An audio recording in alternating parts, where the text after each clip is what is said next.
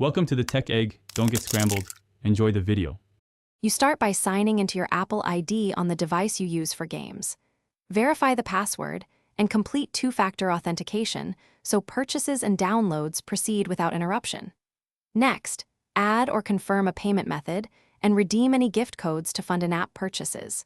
Make sure family sharing and screen time are configured if someone else controls purchases. Once done, you'll avoid common blocks and be ready to download games immediately. You download the game from the App Store, checking device compatibility and clearing space first. Then sign into Game Center with the same Apple ID so progress syncs across devices, and enable iCloud backup to preserve saves. Configure in-app purchase settings and review active subscriptions in your account settings.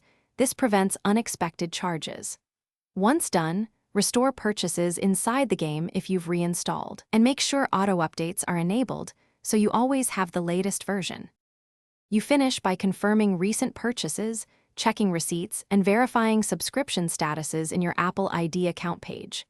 If something goes wrong, sign out of the App Store and sign back in, reset your network settings, and confirm the payment method is current. These quick steps resolve most problems.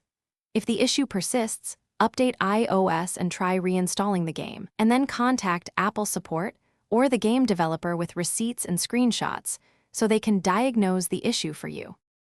Thanks for watching. Consider subscribing if I helped unscramble your problems.